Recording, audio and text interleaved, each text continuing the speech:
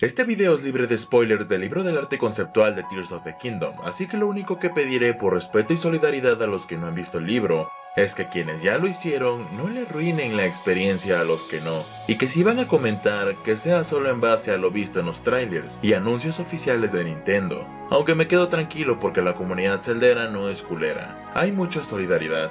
Es más, los que ya lo vieron están más que invitados a ver este video, y que todos juntos disfrutemos sobre los misterios de este juego próximo a salir. Hoy es un buen día para ser fan de Zelda.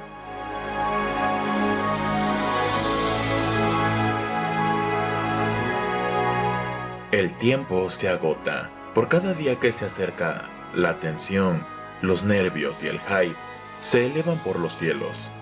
Creo que no es broma cuando decimos que estamos frente al que quizás sea el mejor y más ambicioso Zelda de todos los tiempos. Aunque, ¿qué va? Cada nueva entrega de Zelda siempre ha sabido hacernos sentir eso. Honores a Zelda 1, a Link to the Past, Ocarina of Time y Breath of the Wild por haberlo logrado. Cuando termines de ver este video, tu corazón estará listo para The Legend of Zelda Tears of the Kingdom. Mi iceberg no se basa únicamente en conocimiento mío adquirido de forma ajena. De hecho, este iceberg es una concepción celdista filosófica, haciendo referencia a los sofistas filosóficos, que condensaban los distintos aportes de los filósofos y apoyaban que no existía una sola verdad, sino una amalgama de verdades. Y algunas de mis teorías beben mucho de otras anteriormente formuladas en la comunidad celdera. Así que podemos considerar a este iceberg como la concepción final de muchos aportes de creadores de contenido y de los propios fans de Zelda. Un iceberg que, inconscientemente, la comunidad celdera formó de forma conjunta y que un simple pelón como yo la vino a condensar en un video, pero agregando mis aportes también. Es más que predecible que algunas teorías se queden afuera, pero he tomado como base la gran mayoría de las que existen para las teorías que te planteo aquí. Así que comencemos con el iceberg.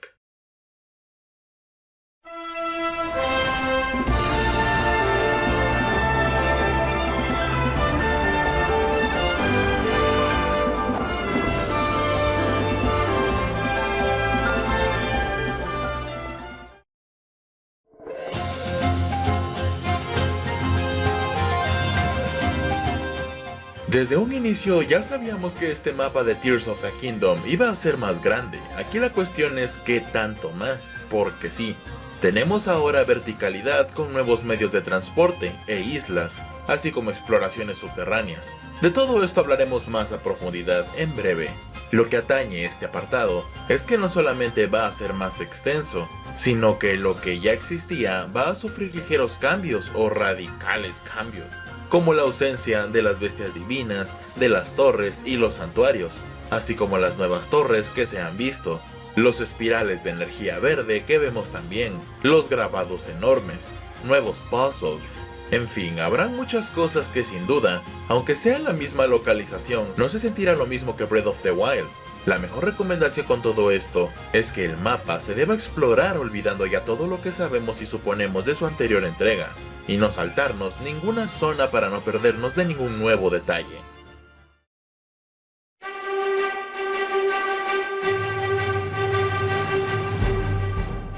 El sistema de exploración de cuevas es algo que ya está más que confirmado, pues claramente lo hemos visto en los trailers. Podemos ver que serán entradas muy extensas, y miren que esto no es nuevo en la saga, hay más conceptos, pero me quedo con los vistos en Twilight Princess, que eran una especie de mini mazmorras o puzzles, mini laberintos pues, con algunos mini jefes, tal como lo hemos visto en Tears of the Kingdom, que en concreto serían 3, los Petra Rocks, los Hinox, y esto que vemos aquí que parece un tentáculo mórbido que claramente obstruye tu paso. No estoy esperando que sean demasiadas cuevas, ojo, yo le atribuyo que cada una será esencial para encontrar algo importante. No solamente hay cofres con alguna cosa random y ya. Esta escena refuerza lo que digo, ya que se ve como unas escaleras de una base cuadrada, pero no se ve ningún cofre. Además, las cuevas no se ven que vayan a ser iguales unas de las otras, o por lo menos, su estética y estructura irá cambiando conforme las exploremos, pues el escenario que vimos con el Petra Rock, con el Hinox, con el tentáculo ese, e incluso con esta escena de aquí, no guardan correlación ninguna de las 4, más que las vibras que te da de sentirte en un lugar subterráneo. Así que ese detalle es algo muy importante que se debe tomar en cuenta.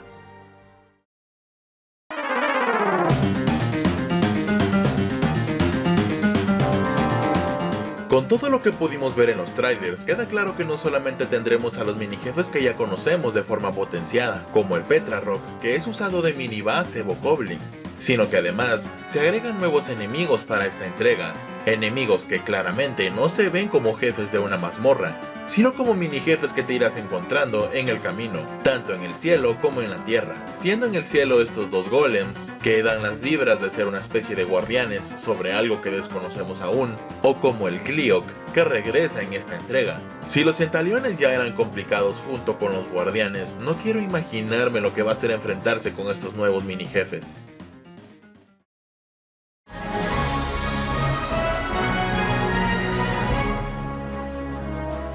¿Están conmigo en el hecho que el último tráiler visto nos dejó la sensación de que podremos construir vehículos de las formas que queramos? Aquí hablaremos mitad de hechos y mitad de especulación, porque por un lado está confirmado que sí que podremos construir vehículos, pero en el caso del automóvil o del globo aerostático, se ven específicamente bien armados. Si solo analizamos estos dos, podría haber indicios que quizás exista una guía o algún ingeniero NPC que te ayude u oriente con la construcción. Pero es que vemos luego esto, y ahí es donde decimos, ok, puedo agarrar cualquier mamarrachada y ponerle un par de ruedas o hélices, y con eso basta. Ahora bien, ¿de dónde podríamos conseguir la materia prima? Todo parece indicar que estas invenciones provienen de los cielos, más en concreto en los materiales vistos en las islas flotantes. Por ejemplo, aquí Link agarra una rueda, que la única sensación que da es que cayó de lo alto de los cielos. Los materiales vistos del vehículo guardan mucha semejanza con el material verdoso que parece jade de este tipo de golem guardián, y hay unas especies de lámparas en forma de huevos de dragón, los mismos que posee este golem en sus hombros. A mí la inercia me dicta que estos se iluminan en la noche, de ahí que se utilicen como faros para alumbrar en el vehículo. Así que lo más seguro es que estamos hablando de ingeniería de la tribu que habita o habitaba esas islas, y no debemos descartar que los aditamentos deben estar anexados hacia un núcleo de energía, quizás la misma con la que funciona el brazo de Link, ya hablaremos de su brazo más adelante. Quizás sea un núcleo o batería que funciona con la misma energía, pero para crear esta conexión se debe usar un material que luego se solidifica, que bien podría ser un material previamente fundido, como lo que tiene el Hinox en su cuello.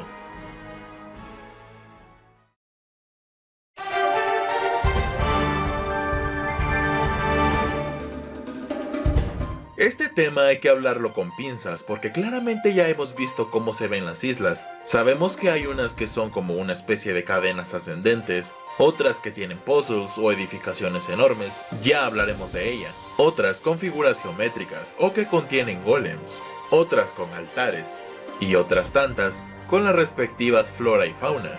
Pero ¿qué más sabemos aparte de esto? Aunque claramente hablaremos de este tema más adelante, lo cierto es que al parecer habrá varias formas de llegar a ellas, con los vehículos, ascendiendo como una especie de gota gracias al poder del brazo de Link, rebobinando el tiempo sobre rocas que han caído de estas mismas islas, y quién sabe cuántas más formas. Las islas serán un factor importante para el progreso en la historia.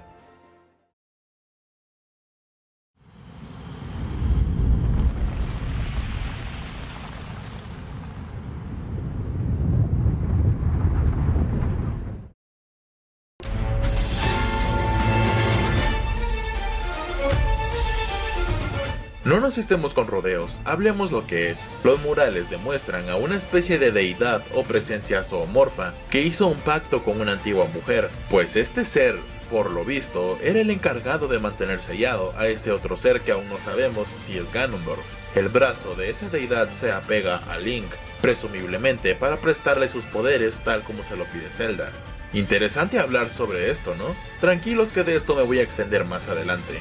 Ahora concentrémonos en el brazo de Link, que como tal viene a ser, en cuanto a gameplay al menos, un reemplazo a la tableta Sheikah, que le brindaba distintas habilidades. Y es que es importante repasar y estudiar las vistas hasta ahora, que vienen siendo 5. Cronokinesis, al menos en cuanto a rebobinar el tiempo para los objetos. Vimos que esta habilidad la utiliza Link para poder devolver la trayectoria de objetos y atacar enemigos, así como para rebobinar la caída de una roca gigante que se usa para ascender a una isla. Ascensión. No hay que confundirnos con esta escena que si no la analizamos bien, Parece que es lo mismo que su cronoquinesis y devuelve el tiempo para una gota de agua. Pero es que aunque Link pueda hacer eso teóricamente hablando, no le serviría para ascender. Ni modo que toque la gota y esta lo eleve, pues. Ascender a los cielos por medio de charcos de agua es algo difícil de explicar llevado a la teoría. Pero por la continuidad de las escenas pareciera que así es. Sin embargo, el poder en sí es la ascensión, ya que cuando Link activa este poder, asciende. Y todo lo que se encuentre en un perímetro muy reducido y cercano a él, o asciende, o se le aplica la cronoquinesis, ya que el efecto de la gota así lo da a entender. Pero luego vemos que hay partículas visibles, sugeriblemente gotas de agua que ascendieron con él. Intangibilidad.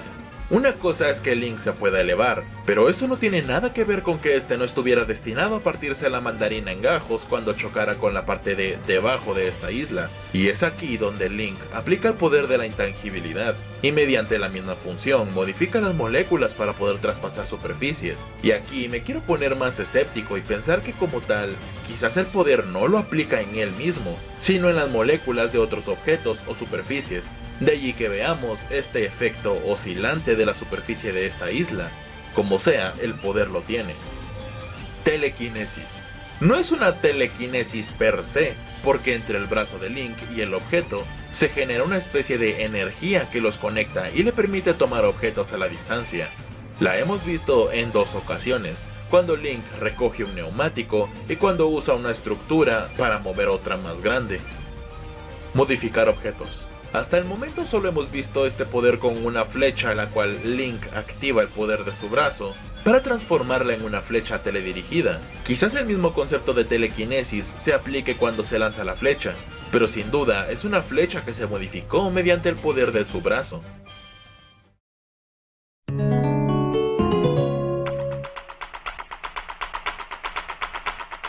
Si el propio Nintendo te ha dado a entender que este será el mejor juego de Zelda, es por algo. Y aquí viene lo que me encanta, que te lo están demostrando con hechos, pues este juego lleva ya 6 años en desarrollo. Ponte en la posición de Nintendo, estás desarrollando un Zelda en donde más tiempo has invertido de todos junto con su antecesor, y encima ya tienes el mapa base hecho. Esos 6 años no pasaron en vano, ellos mismos han dicho que el mapa es más grande en comparación con Breath of the Wild. Tendremos exploraciones aéreas, subterráneas, etc. Ya sé que esto se explica solo, pero es un tema que quería agregar para los que están preocupados, que lo pongan en esa perspectiva, y que simplemente se relajen y disfruten del juego, que sin duda no será puntuado como Breath of the Wild, porque no revolucionará a ese nivel como si lo hizo su antecesor, pero sin duda Tears of the Kingdom vendrá a mejorar y ampliar en todos los aspectos, dándonos quizás el Zelda definitivo.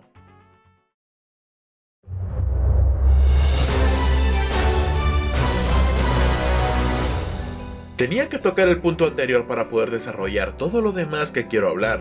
Vamos a tener mazmorras, eso es evidente. Las mazmorras de Breath of the Wild fue un apartado que revolucionó a niveles magistrales, pero no por su estructura ni por su complejidad, sino por los conceptos de inercia y la física que se aplican aquí. Yo recuerdo que tenía que entrar a un espacio cerrado, activándolo con electricidad, pero usé el poder de Revalí y ascendí, saltando la barda que me impedía el paso, y se acabó el problema. Imagina tener esa libertad en una mazmorra. Pues la tienes. Esos son las bestias divinas. Pero aún así hay más factores que a la gente no le gustó, como que todas se sienten iguales unas de otras, o que los jefes son clones y ya. Pero quiero ponerlo en perspectiva, hay 2 mazmorras de Breath of the Wild, que son de las mejores que tiene toda la saga Zelda, y de las que casi no se habla porque la mala crítica de las bestias divinas las opacan. Me refiero en concreto al castillo de Hyrule y la mazmorra subterránea del DLC para obtener la bestia divina de la motocicleta. Las dos son de lo más revolucionario que puede tener una mazmorra, ya que la del DLC es el concepto de todas las bestias divinas, pero unido en una sola mazmorra, y mejorado, ampliado y con mayor reto. Y su jefe final es épico, es de las mejores batallas que hay en Zelda. Y por otro lado tenemos el castillo de Hyrule, el cual grita libertad, porque te puedes pasar la mazmorra como chingados quieras, y a diferencia de la del DLC, que no podrás avanzar si no resuelves los puzzles, en el castillo puedes elegir saltártelo todo por completo e ir a por Ganon. Y a pesar de eso, explorar a profundidad el castillo es la sensación más gratificante que al menos yo he experimentado en una mazmorra de Zelda. Pero aterricemos en Tears of the Kingdom. Nintendo sí que tiene conocimiento sobre el rechazo a las bestias divinas, pues si ellos mismos se pusieron a ver nuestras ocurrencias de nuestros gameplays y bugs y desarrollaron el crafteo por eso, presumiblemente, entonces es obvio que saben que nosotros queremos y pedimos a gritos mazmorras temáticas con mejores jefes. ¿Se acuerdan que hace rato yo les sugerí que hablaríamos de esta isla?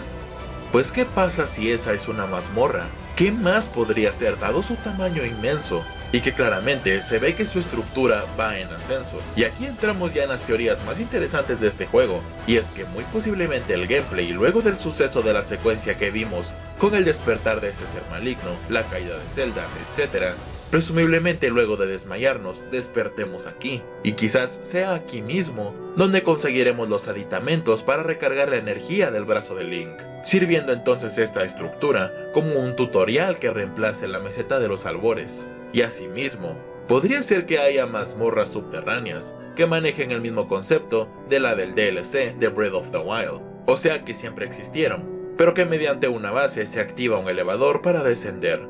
Quizás también haya un puñado de islas que funcionen como una mazmorra, algo así como la mazmorra de Celestia de Twilight Princess, o quizás haya en otros planos existenciales, pero el sistema de más debajo de este iceberg. Por último, como agregado extra, no sabemos cuántas mazmorras puedan ser, pero el número más sonado es el 7, ya que además de ser un número recurrente en la saga, este escudo tiene 7 triángulos, que sugeriblemente tenga algo que ver, o como las 7 lágrimas o magatamas del mural.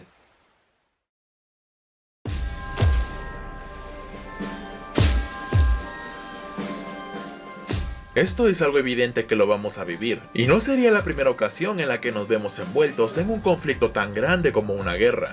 Entremos en materia.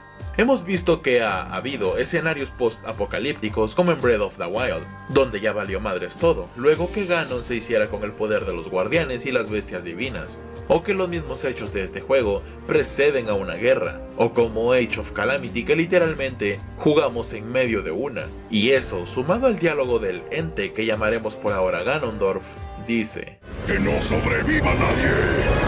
Que no sobreviva nadie. Esto es una declaración de guerra inminente, en donde se verán afectadas las personas y las aldeas que conocemos. Y dado que ya no existe un ejército de soldados de Hyrule, más que los propios vigilantes de cada aldea, y uno que otro viajero que va armado, podemos afirmar que viviremos una de las guerras más grandes y complicadas de todo el lore de Zelda. Y ya que planteé la inquietud, pasemos al siguiente tema.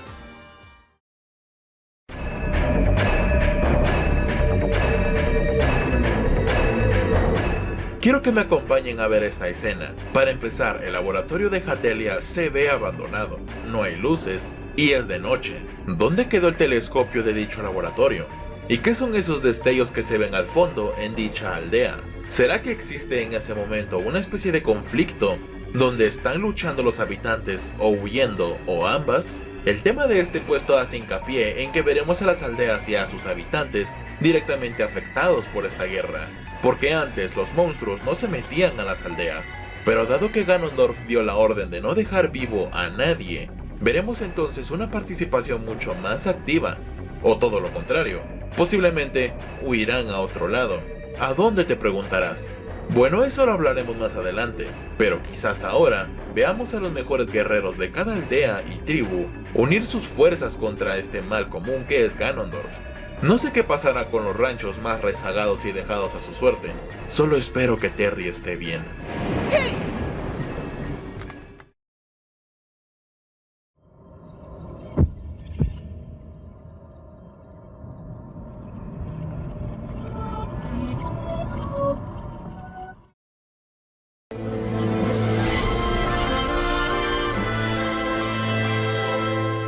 Este tema va de la mano con el anterior, porque al ser un conflicto tan grande, la misma Zelda menciona que no sabe si Link será capaz de vencerlo. Definitivamente veremos de regreso a los nuevos campeones, y no solamente sirviendo de puente para llegar a las bestias divinas, no. Esta vez harán uso de sus poderes y de sus habilidades para luchar contra las fuerzas del mal. Muy posiblemente ellos sean los salvadores y guardianes de sus regiones respectivamente, siendo que cuando lleguemos a una región veamos al nuevo campeón junto a un puñado de guerreros frenando los avances del ejército de Ganondorf. ¿Entienden al punto al que quiero llegar? Si Nintendo se puso las pilas, podríamos estar ante una especie de mezcla entre Breath of the Wild y Age of Calamity, siendo que veríamos conflictos más o menos grandes como los de Age of Calamity con la jugabilidad de Breath of the Wild.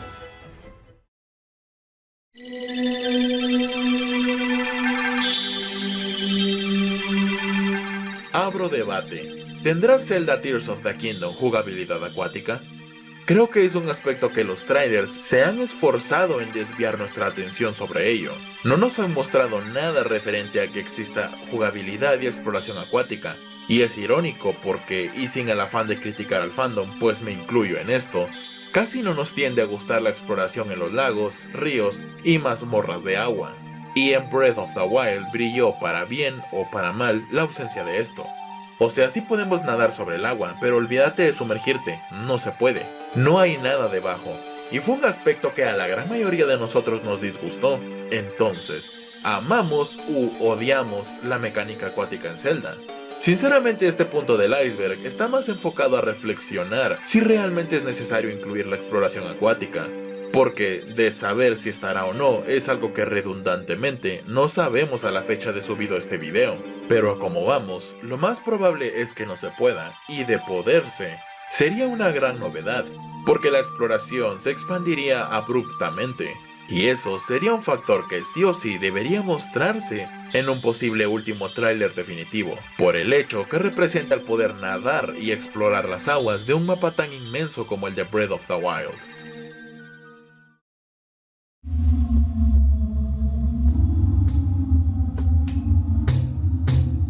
Este juego podría conectar con Skyward Sword de dos formas, una interna, o sea, en el lore, y otra externa, como filosóficamente hablando.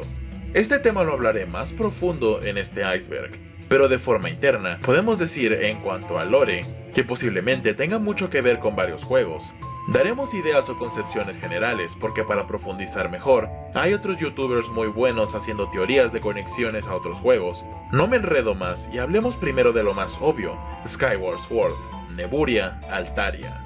Es lo que más resuena en nuestras cabezas al ver estas islas flotantes, que misteriosamente aparecieron y que confirmaron que vienen del cielo y no del suelo. Tenemos además el tema de Hylia, la sospecha de que regrese el Heraldo de la Muerte.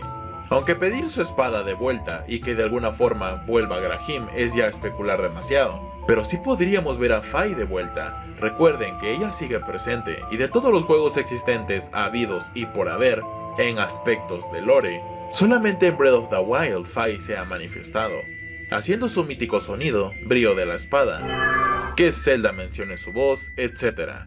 Vemos de vuelta las llamas para quizás reparar la espada. No se sorprendan si en un punto de la historia vemos a Fai de vuelta. Incluso en el diario de Zelda se hace una mención de un sueño o premonición de una luminosa figura que la observa desde las sombras. Pero regresando al tema de Neburia a Altaria, posiblemente sean estas islas los indicios de lo que alguna vez fue esa ciudad flotante, y que nos enteremos de alguna forma qué fue de esta civilización. Aunque luego en Twilight Princess pudimos ver a una civilización que conoceríamos como los Uka y su ciudad de Celestia, y la especulación de que esas islas sean residuos o registros históricos de lo que alguna vez fue una poderosa civilización también aplique para los Uka. Por otro lado, las simbologías color verde neón recuerdan mucho a los Twilight y al reino crepuscular de Twilight Princess, por lo que de ser real el nexo estaríamos frente a un inminente regreso de dicho reino, y podríamos ver cómo evolucionó dicha raza. También se sabe que los Minish iban a estar en Breath of the Wild, así que no sabemos si por ahí los pongan, aunque no sabemos cómo sería capaz Link de poder verlos. Según, los Minish descienden del cielo, y solo los niños los pueden ver. En fin, sin extenderme más, hay muchas sugerencias a posibles conexiones con otros juegos. Queda a tu criterio en cuál creer.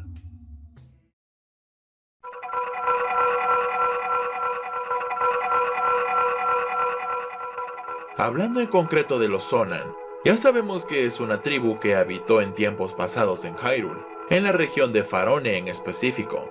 Se dice además que ellos también creían en la Trifuerza, pues según Makoto Yunesu, artista de Breath of the Wild, las ruinas de los Sonan con forma de animales simbolizan a la Trifuerza. El dragón representa el coraje, el búho representa a la sabiduría y el jabalí al poder. Edificaron también los 3 grandes laberintos de Akala, Hebra y Gerudo. Se desconoce que fue de los Sonan, pero se sugiere que tal vez ellos fueron quienes sellaron a Ganondorf porque la entrada de la estructura que vemos tiene diseños muy parecidos a los que usaban los Sonan. Otras teorías dictan que posiblemente sean la tribu que habitó o habita las islas flotantes, pues las simbologías en los tallados de las estructuras de los dragones también las vemos en esta especie de mazmorra en el cielo. Incluso asocian al dios divino de los murales con la raza Sonan y que, a la mano de la teoría que ellos sellaron a Ganondorf, estos regresaron para apoyar a Link. Tampoco se puede ignorar el hecho que hay islas cuadradas sospechosamente muy parecidas a los laberintos construidos por los Sonan.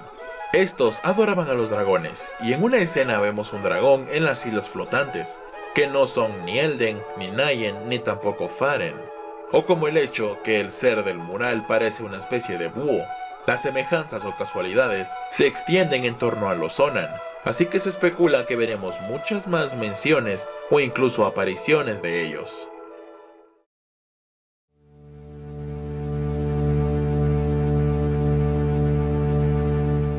Una teoría del usuario Wolfgang J. Blue menciona una serie de evidencias sobre que el dios divino de los murales proviene de la luna, empezando por el poema que habla sobre la luna tornándose roja, hasta los conceptos descartados de Breath of the Wild. Es probable que estemos ante un ser divino proveniente de la luna, y que sus orejas de conejo sean referencia a la leyenda que tanto la cultura mexicana como la japonesa creen sobre el conejo de la luna, y que este aparece como forma de recordar a un conejo que se ofreció como sacrificio para alimentar a su deidad. Para los japoneses, era un emperador lunar y para la cultura mexicana se trataba del mismo Quetzalcóatl, la serpiente emplumada que también se ha visto en varias ruinas Sonan. También es probable que en realidad su reino, o sea las islas flotantes, estén descendiendo desde el espacio, pues recordemos que Tears of the Kingdom busca reciclar ideas descartadas para Breath of the Wild, entre ellas las líneas similares a las de Nazca, el castillo ascendiendo y desde luego invasiones extraterrestres. Por lo que no sería tan descabellado que esta tribu en realidad corresponda a una especie de alienígenas cuyo hogar, la luna, se haya visto afectado de alguna manera por Ganon, probablemente el poder de la luna carmesí, y que esa haya sido la razón por la que estos seres unieron fuerzas con los Hylianos para detener a Ganon.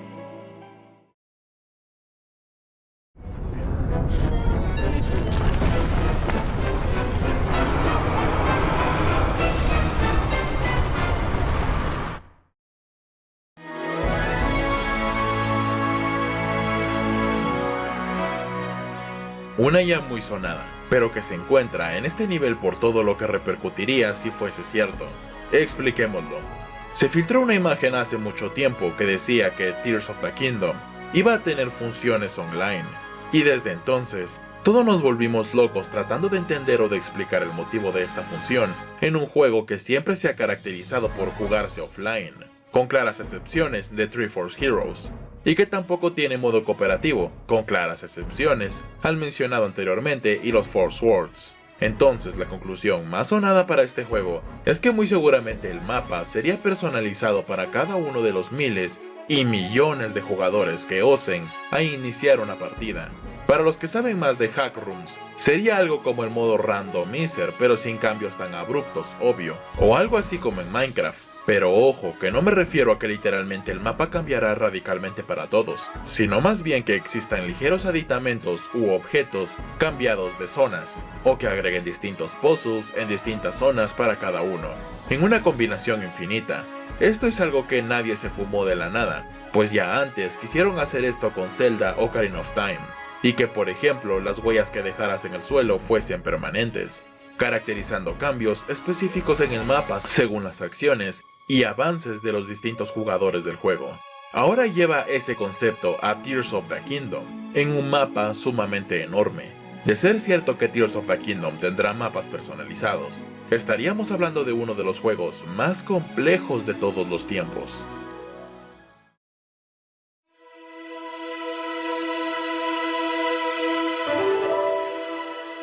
Uno de los grandes dilemas que tuvo Breath of the Wild fue la forma en que iban a mostrar la historia interna del juego, ya que al ser un mundo abierto, debían arreglárselas para contar la historia y que la misma tuviera lógica y coherencia.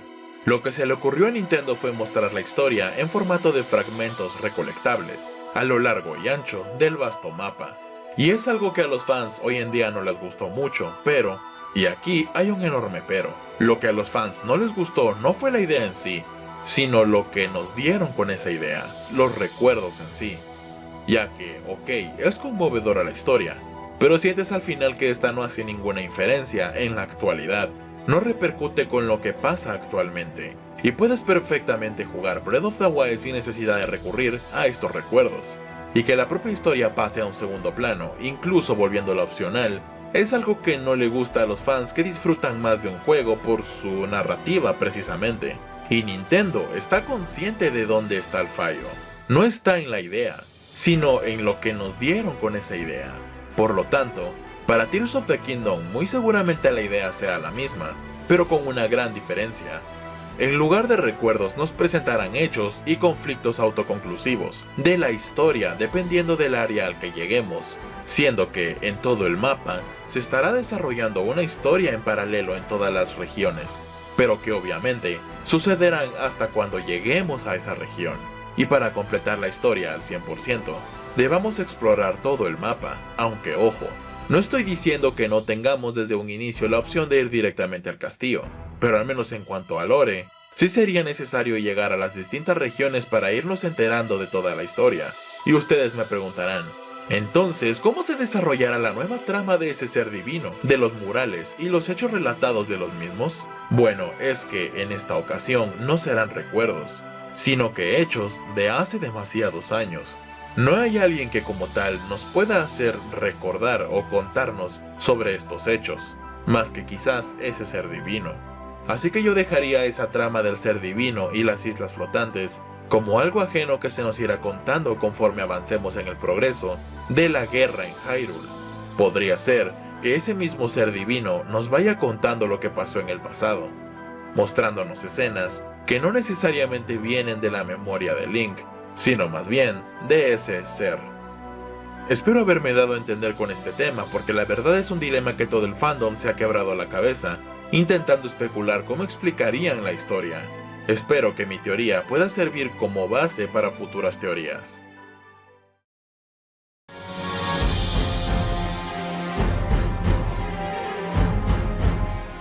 Vamos adentrándonos cada vez más profundo, y esto va de la mano con lo que mencioné en el puesto anterior, el hecho de qué pasará con Zelda. Hay muchas especulaciones, pero en el sentido más amplio de la palabra, lo único que podemos decir es que hay mucha incertidumbre. Pero la idea de este puesto sugiere que la historia estará dividida en dos grandes concepciones, en dos partes, dos grupos. Por un lado, tenemos el conflicto actual, o sea, Ganondorf, la guerra, las islas flotantes, y Link junto a los nuevos campeones luchando contra Ganondorf y su ejército. Pero por otro lado, tenemos una historia que se desarrolló mucho tiempo atrás, concretamente, lo que se describe en el mural, una guerra pasada, una princesa, o la misma diosa Hylia, un ente supremo o divino, un pacto, un sello, una historia que conecta con el inicio de Tears of the Kingdom. Quizás ya algunos vayan entendiendo a lo que me refiero, pues de alguna u otra forma debemos enterarnos de lo que pasó en el pasado, mientras estamos al día con lo que pasa en la actualidad, y eso es algo que bien podría desarrollarse si Zelda nos brinda el acceso de esa historia antigua o pasada, mientras que Link bien podría desarrollar la historia actual en la guerra. Dicho sin más rodeos, poder jugar con Zelda en las profundidades, o donde sea que haya caído, y que por medio de ella podamos enterarnos de todo lo que ocurrió en esa historia pasada. No en balde Nintendo publicó un arte de Zelda donde tiene un nuevo diseño de la tableta Sheikah, entonces podríamos jugar con ambos personajes, hasta que se conecten en algún punto de la historia y poder jugar con ambos en los mismos hechos, o ya hasta el final, quién sabe. Siendo en el caso de Zelda que quizás se inspiren mucho en su jugabilidad de Age of Calamity para poder combatir con ella.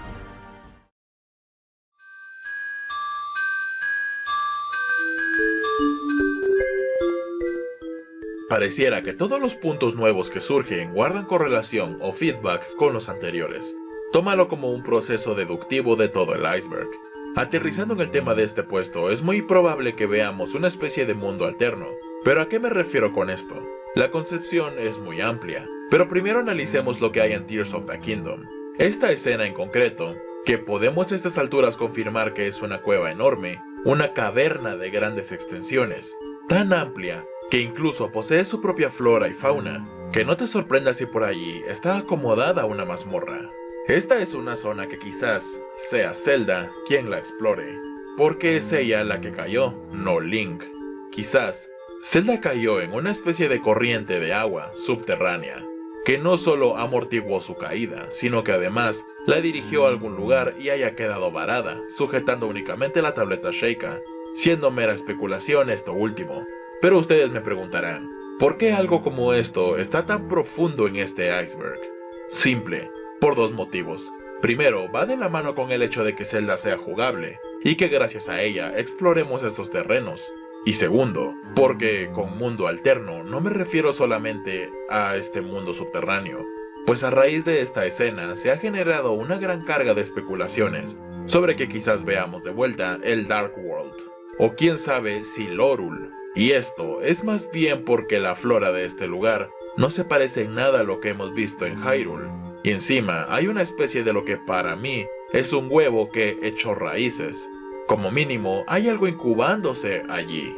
Además que hay muchas partículas flotando en el aire. Y no estoy diciendo que sea por eso, pero al menos en Stranger Things, utilizan ese factor visual para representar al Upside Down, el cual es un mundo paralelo al real. Un último aspecto a considerar es que cuando la oscuridad de una dimensión se posó sobre cierto reino de otra dimensión, los habitantes se volvieron almas con aspecto de llama flotante. ¿No te recuerda a algo esto?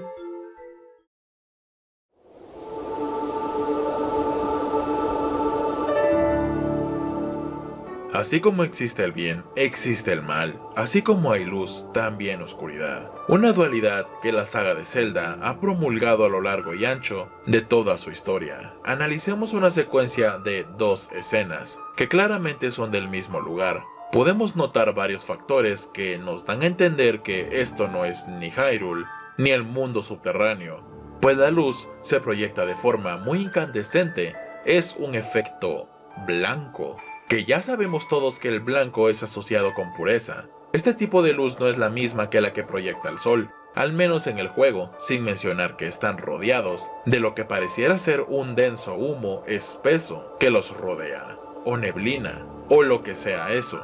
Tengamos en claro que este juego parece ser que tomará todos los aspectos que son característicos de la saga Zelda, para crear la historia más completa y profunda jamás antes vista. Y es razonable que la Trifuerza no se quedará por fuera. Y a no ser que estos dos individuos estén en un sauna, lo más seguro es que se trate del mismo reino sagrado, tomando como referencia el estilo que vemos del reino sagrado en A Link Between Worlds y el arte conceptual de A Link to the Past. Un dato curioso de ello es que el reino, además de ser el mismo, tiene islas flotantes también. De hecho, sus edificaciones son de color blanco, igual que las de esta escena. Ya por último, el reino sagrado está rodeado por lo que parece ser una espesa niebla o nubes o humo blanco. ¡Que no sobreviva nadie!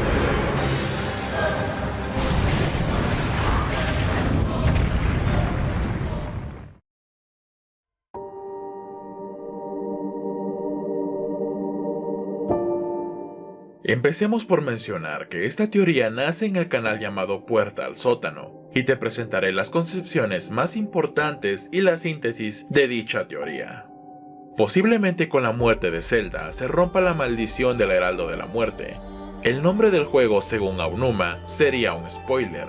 Entonces la teoría menciona que sería porque las lágrimas del reino hacen alusión a un reino que llora porque muere su última monarca.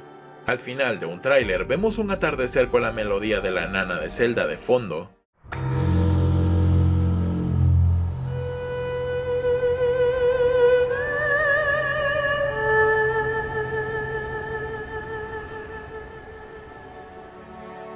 con el instrumento Eru, un instrumento tradicional chino usado para ritos funerarios y otras actuaciones de carácter espiritual.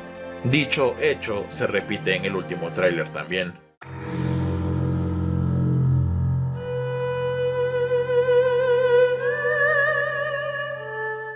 Tal como escuchamos en el último tráiler, Zelda menciona unas últimas palabras. Júrame que le prestarás el poder que posees. Que suenan más a última voluntad, a un último deseo, última petición, última esperanza. Que Zelda es consciente de que solo uno de los dos podrá sobrevivir y poner fin a Ganondorf. Por ello, le pide ayuda a esa divinidad de la mano para que salve a Link. Zelda, además, ya no posee el poder de la Trifuerza. Otra cosa es que los espíritus pueden comunicarse con Link, y el diálogo del tráiler final, Link es tan poderoso, ¿y si no logras vencerlo? se lo dice a Link estando ya muerta, y que por eso Zelda tiene el conocimiento o conciencia acerca del gran poder de Ganondorf.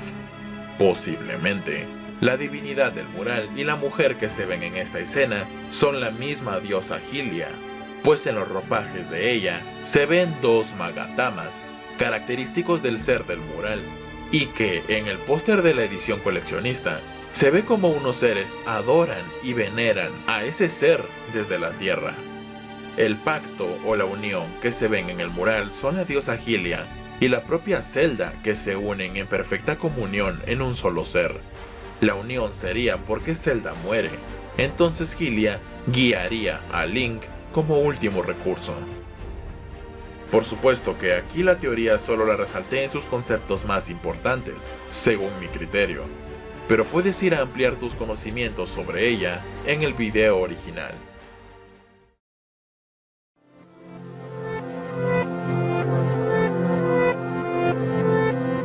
Es de los hechos más hablados, pero no por ello menos interesante, al contrario. Y es que se posee la creencia que en un iceberg se debe colocar hasta el final solo los hechos más desconocidos o aún sin confirmar, y yo discrepo de ello. Se debe acomodar de forma descendente lo más interesante, oscuro, complejo, impactante, memorable y trascendental, esté o no confirmado, sea o no conocido. Entremos en materia. Se especula que Tears of the Kingdom tendrá un bucle temporal o que, como mínimo, tendrá viajes en el tiempo. A ver, definitivamente el navegar en el tiempo está más que confirmado a base de relatos del pasado, pero las diversas teorías sugieren que los viajes temporales serían más como lo visto en Skyward Sword o en el propio Ocarina of Time, que repercuta en el gameplay directamente, o mejor dicho, más parecido a Majora's Mask. Te explico. La teoría más sonada es el bucle temporal, la cual dicta que durante todo el juego estaremos inmersos en un bucle que se repite sin fin hasta que podamos romper con él, siendo que la escena donde Zelda cae es distinta en algunos trailers, y por un lado está la posibilidad que solo se trate de cambios visuales en el desarrollo, y la otra es que exista un bucle en donde Link deba evitar que muera Zelda. También se hace mención en que los dos dragones del título forman un bucle, o el hecho que veremos un Hyrule completamente nuevo, ajeno a los hechos actuales, y que por eso existen algunos aspectos del mapa cambiados, así como la ausencia de las bestias divinas, aunque las teorías no quedan solo allí, pues otra que existe y que suena muy fuertemente es la de los dos Link, uno que se trata de muchos años en el pasado, el cual sería el de los ropajes con un aspecto meramente gregoriano, y el Link actual que posee los ropajes azules. Se menciona que incluso tiene que ver con el héroe visto en los murales del relato del incidente que sucedió en el pasado en Breath of the Wild, o como el hecho de que podamos ver a la diosa Hylia, y que jugaremos en distintas épocas, y que de alguna forma convivan ambos, mediante sucesos que conectarán ambas épocas. Son las dos teorías más sonadas y que aquí te presenté los hechos más importantes de ambas. Queda a tu criterio creer en ellas. Saben, quizás esta sea mi mayor concepción o teoría final sobre el juego, con todas las bases que llegamos a ver.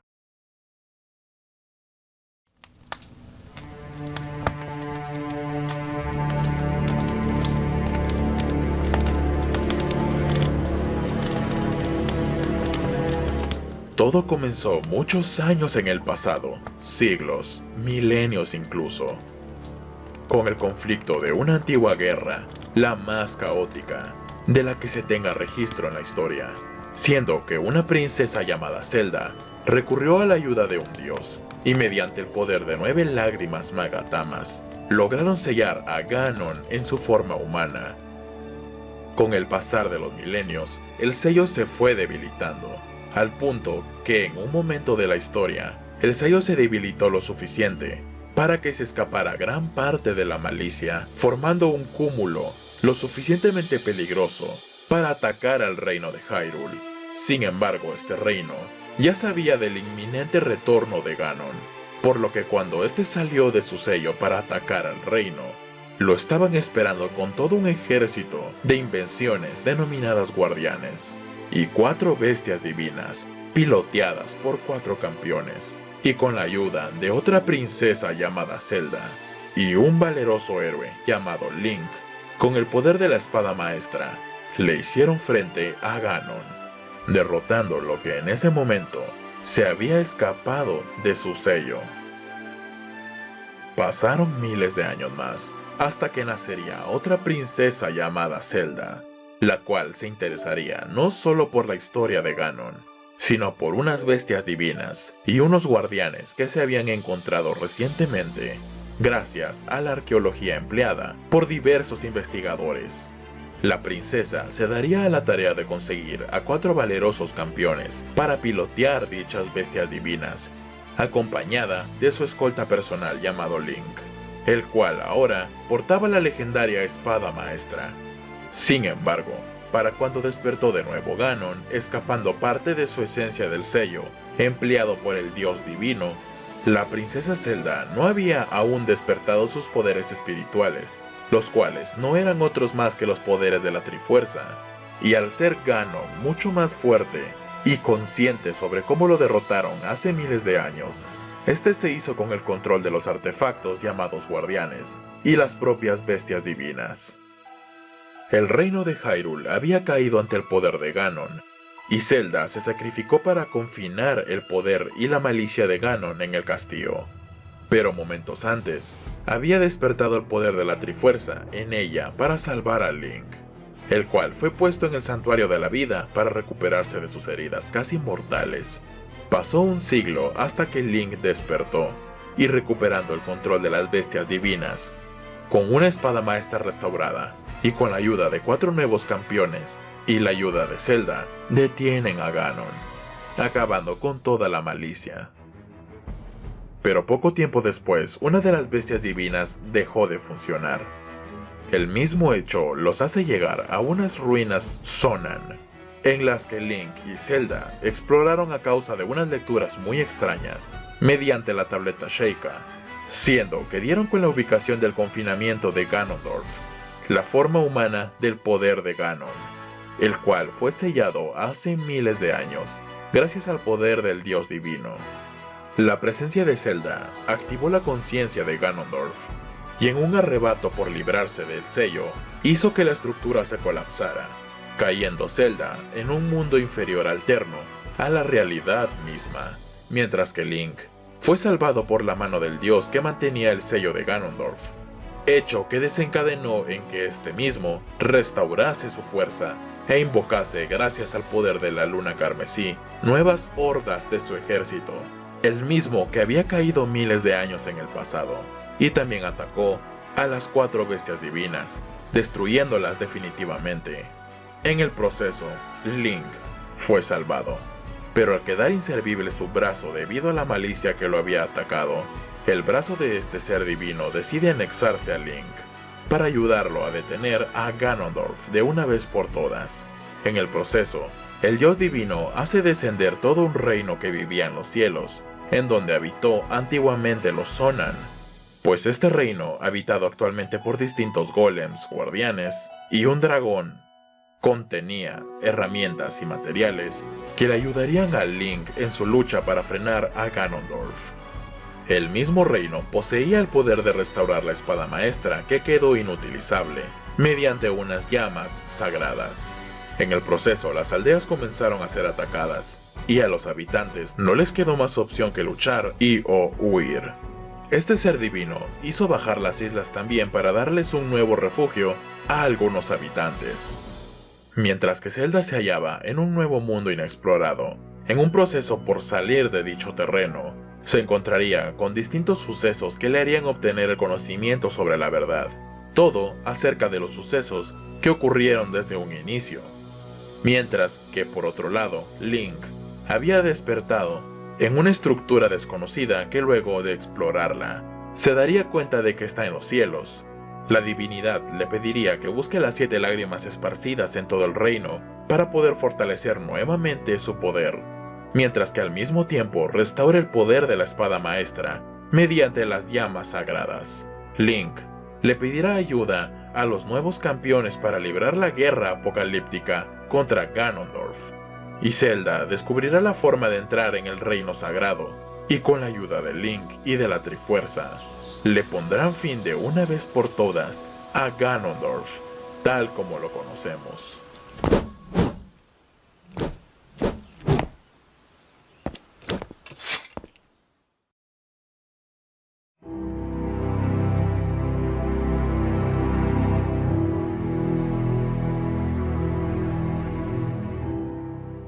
Y hemos llegado al final del iceberg. Quiero comentarles una anécdota.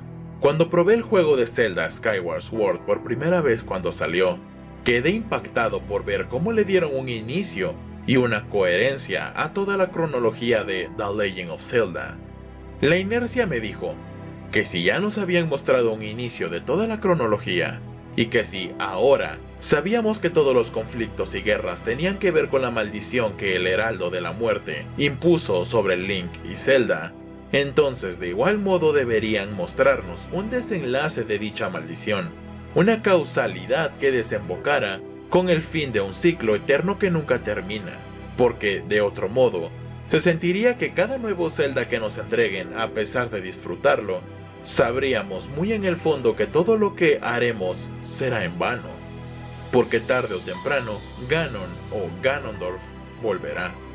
En su momento quise compartir esta ideología con la comunidad celdera, pero la verdad no tenía cómo, no tenía un canal de YouTube, y menos una computadora decente para realizar un video donde tuviera la oportunidad de contarles esto. Pero ahora son otros tiempos, y me doy cuenta hoy en día que yo no soy el único que pensó en todo esto, porque no ha sido una, ni dos, ni tres, ni cuatro. Han sido decenas de veces que hemos visto que muchas personas piensan y esperan que podría este ciclo por fin romperse definitivamente, por y para siempre. Los métodos que explican son diversos, que porque morirá Link, o porque morirá Zelda, que porque el dios divino matará por fin a Ganon y la esencia del Heraldo, o porque Ganon finalmente triunfará permanentemente, o porque incluso surge un nuevo conflicto o nueva maldición. Hay demasiadas teorías sobre que el ciclo infinito por fin se vaya a destruir. Además que todo esto, si bien se apagaron las esperanzas con Breath of the Wild, revivieron con Tears of the Kingdom, pues este juego es muy críptico y utiliza muchas simbologías que hacen alusión a un ciclo eterno, pues su propio logo tiene el ciclo de 2 dragones que nunca se juntan entre sí. Este puesto está al final, por un solo motivo, porque de ser cierto, afectaría no solo el lore de Zelda como lo conocemos, sino que es algo que trasciende tanto que rompería la cuarta pared y sería un hecho que afectaría nuestra propia realidad, la concepción del cómo percibimos a la saga Zelda, de la forma en la que estamos acostumbrados desde hace 37 años. Sería un renacer permanente en la saga de Zelda por completo. Y si me sigues en el punto que te estoy planteando, creo que ya te diste cuenta de lo trascendental que implicaría cerrar de una vez por todas la maldición del Heraldo de la Muerte en el lore de Zelda, pues cambiaría para siempre, y ese cambio, como ya habrás deducido, puede ser para bien, o por el contrario, puede que ocurra un efecto Marvel con Avengers Endgame, y que todo lo que vino después, bueno, todo lo demás lo dejo a tu imaginación. hemos terminado ya con este iceberg, que sin duda quedó largo. E incluso hasta mi voz suena cansada. Mi intención con el último punto no era preocuparte, al contrario, es para reflexionar sobre lo que hemos tenido y que peligrosamente pueda cambiar, pero que no importa lo que suceda, nosotros siempre disfrutaremos de todos los juegos que durante 37 años la saga nos ha sabido brindar. Me siento tan feliz porque la principal motivación de haber realizado este video era precisamente ese último punto que he querido compartir durante tantos años, y que, sumado al hype que siento por uno de los juegos de una de las sagas de videojuegos que más amo, lo hicieron todo posible. Espero en verdad que te haya gustado. Suscríbete, deja tu like, etc. Yo soy Pulsa Start y nos vemos hasta la próxima. Chao.